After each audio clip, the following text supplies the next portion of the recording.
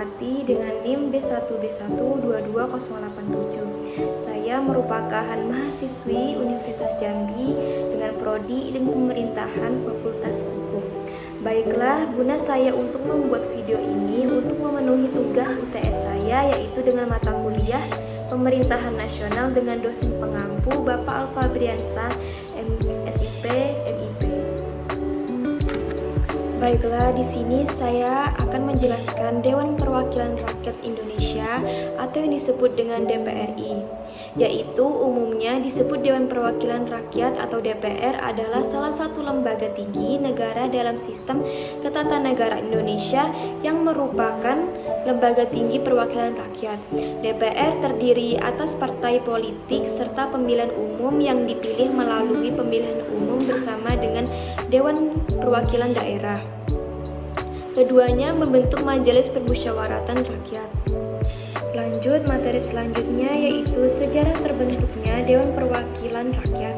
Sejarah DPRI dimulai sejak terbentuknya Komite Nasional Indonesia Pusat yang disebut dengan KNIP oleh Presiden pada tanggal 29 Agustus 1945, yaitu 12 hari setelah proklamasi kemerdekaan Republik Indonesia di Gedung Kesenian pada Pasar Baru Jakarta. Tanggal peresmian KNIP 29 Agustus 1945 dijadikan sebagai tanggal dan lahir terbentuknya DPRI. Sejarah terbentuknya DPRI secara garis besar terdapat menjadi 3 periode, yaitu yang pertama ada Volkerstraat, yang kedua yaitu masa perjuangan kemerdekaan, yang ketiga yaitu dibentuknya Komite Nasional Indonesia atau yang disebut dengan KNIP. Sejarah terbentuknya DPRI secara garis besar yaitu yang pertama Volkerstraat, yaitu ketika masa 1910 sampai 1920 di Hindia Belanda sedang membentuk organisasi. Berorganisasi muncul yaitu organisasi kedaerahan, nasional, sosialis, agamis, dan masih banyak. Seperti yang kita tahu bahwa 1910 sampai 1920 keadaan Eropa yaitu panas munculnya ketika 1914 sampai 1918 di mana muncul perang besar antara negara Eropa termasuk Belanda akibat Perang Dunia ke-1, dan arus barang dari Nusantara ke Eropa agak terhambat. Dengan begitu perekonomian Hindia Belanda menjadi lesu. Kesimpulannya Perang Dunia ke-1 merugikan perekonomian Hindia Belanda. Nah, saat-saat seperti itu yang mencoba dimanfaatkan oleh kaum nasionalis di Hindia Belanda, yaitu sedang terpuruk organisasi-organisasi nasional mulai melobi agar mereka diikuti serta dalam pengambilan keputusan. Usulan ini diterima pada tahun 1916. Gubernur Jenderal Van Limburg Citroen membentuk Volksraad. Pada awalnya, Volksraad tidak diberi hak legislatif oleh Belanda. Volksraad hanya bertugas memberi nasihat pada pemerintah. Selanjutnya di tahun 1918, anggota Volksraad dilantik oleh Gubernur Jenderal. Volksraad baru benar-benar bekerja setelah dilantik. Pada awal berdirinya, Volksraad memiliki 38 anggota. 15 diantaranya adalah orang pribumi, anggota lainnya adalah orang Belanda atau Eropa, dan orang Tirimusing. Volksraad hanya bertugas sebagai penasehat pemerintah. Namun ketika pada tahun 1917 akhirnya Volksraad memiliki kewenangan legislatif, kewenangan Volksraad sangat terbatas. Selain itu, mekanisme keanggotaannya Volksraad dipilih melalui pemilihan tidak langsung. Pada tahun 1939 hanya 2.000 orang yang memiliki hak dari pemilih. Dari 2.000 orang ini sebagai besar adalah orang Belanda dan Eropa lainnya. Sebagian periode pada 1972 sampai 1941, Forsyth hanya pernah membuat 6 undang-undang. Dari jumlah ini hanya 3 yang diterima oleh pemerintah Hindia Belanda. Yang kedua yaitu masa perjuangan kemerdekaan. Pada tanggal 11 Januari 1942, tentara Jepang pertama kali menginjak bumi di Indonesia, mendarat di Tarakan, Kalimantan Timur. Hindia Belanda tidak mampu melawan penyerahan kepada Jepang pada tanggal 18 Maret 1942. Dengan demikian, Belanda mengakhiri masa penjajahan selama 350 tahun di Indonesia. Pergantian penjajahan dari Belanda kepada Jepang mengakibatkan keberadaan Forsyth secara otomatis tidak dikulangi lagi. Kedatangan Jepang awalnya disambut gembira oleh rakyat Indonesia karena cita-cita Indonesia untuk lepas dari penjajahan Belanda telah berhasil diwujudkan. Digadang-gadang kejam di beberapa daerah, pada tahun 1943 Jepang membentuk Chongsang-in atau Badan Pertimbangan Pusat. Fungsi ini mirip seperti Forsyth pada masa awalnya, yakni hanya memberi pendapat serta menjawab pertanyaan seputar Indonesia dari pemerintah militer Jepang. Jepang hanya itu saja. Tidak ada legislatif ataupun pada tubuh Chongsang-in.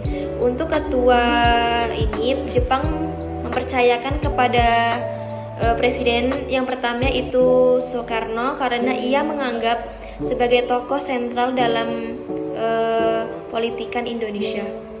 Yang ketiga yaitu dibentuknya Komite Nasional Indonesia Pusat atau yang disebut dengan KINP. Maka dibentuklah sebuah lembaga legislatif yang bernama KNIP atau Komite Nasional Indonesia Pusat. Sesuai dengan ketentuan dalam aturan peralihan, pada tanggal 29 Agustus 1945 dibentuk Komite Nasional Indonesia Pusat atau KINP, beranggotakan 137 orang. Komite Nasional Pusat ini diakui sebagai cikal badan legislatif di Indonesia. Dan tanggal pembentukan KINP yaitu pada tanggal 29 Agustus 1945 diresmikan sebagai jadi DPRI. Materi selanjutnya yaitu kedudukan DPR dalam negara Republik di Indonesia. DPR merupakan lembaga perwakilan rakyat yang kedudukannya sebagai lembaga negara. Anggota DPR berasal dari anggota partai politik serta pemilu yang dipilih berdasarkan hasil pemilu. DPR berkedudukan di tingkat pusat, sedangkan yang berada di tingkat provinsi disebut DPRD. Provinsi dan yang berada di kabupaten kota disebut DPRD kabupaten atau kota. Keanggotaan DPR diresmikan dengan keputusan Presiden. Anggota DPR berdomisili di ibu kota negara. Masa jabatan anggota DPR adalah 5 tahun dan berakhir pada saat anggota DPR yang baru mengucapkan sumpah atau janji.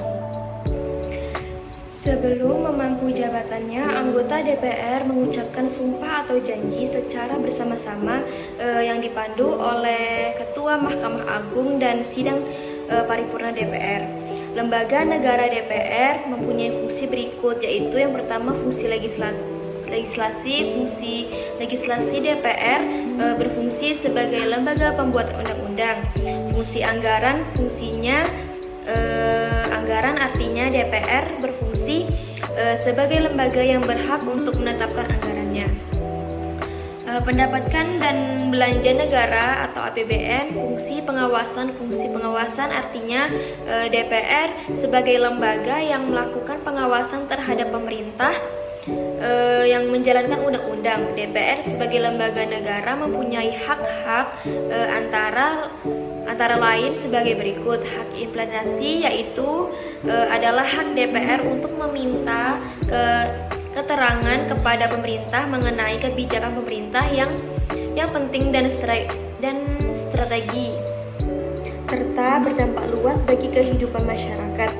Hak angket. Hak angket adalah hak DPR untuk melakukan penyelidikan terhadap suatu kebijakan tertentu pemerintah yang diduga bertentangan dengan peraturan perundang-undangan. Hal menyatakan pendapat adalah hak dari untuk menyatakan pendapat terhadap kebijakan pemerintah mengenai kejadian yang di luar biasa yang terdapat di dalam negeri disertai dengan koordinasi kejadian penyelesaian atau sebagai tindak lanjut pelaksanaan hak implementasi dan hak angket. Untuk memudahkan tugas anggota DPR, maka dibentuk komisi-komisi yang bekerjasama dengan pemerintahan mengenai mitra kerja. Materi selanjutnya yaitu fungsi DPR. Sebagai salah satu lembaga tinggi negara, DPR memiliki fungsi, yaitu yang pertama fungsi legislasi. Yang dimaksud dengan fungsi legislasi adalah DPR sebagai lembaga tinggi negara memiliki fungsi sebagai lembaga yang memiliki kekuasaan membentuk undang-undang. Yang kedua yaitu fungsi anggaran. Yang dimaksud dengan fungsi anggaran adalah DPR sebagai lembaga tinggi negara memiliki fungsi sebagai lembaga memiliki kekuasaan untuk membahas dan memberikan persetujuan atau tidak memberikan persetujuan terhadap rancangan undang-undang tentang APBN yang dijulukan oleh Presiden. Yang ketiga yaitu fungsi pengawasan. Yang dimaksud dengan fungsi pengawasan adalah DPR sebagai lembaga tinggi negara memiliki fungsi sebagai lembaga yang memiliki kekuasaan pengawasan atas pelaksanaan undang-undang dan APBN. Fungsi-fungsi ini dilaksanakan sebagai kerangka presentasi rakyat terhadap pemerintahan. Pada Undang-Undang 1945 pasal 20A ayat 1 dan Undang-Undang nomor 27 tahun 2009 pasal ayat 69 1 sampai 2 dan pasal 70 ayat 1 sampai 3. Dan materi selanjutnya yaitu ada tugas wewenang daerah terkait dan fungsi legislasi DPR memiliki tugas dan wewenang. Yang pertama yaitu menyusun program legislasi nasional atau Proklenas. Yang kedua yaitu menyusun dan membahas rancangan undang-undang atau RUU.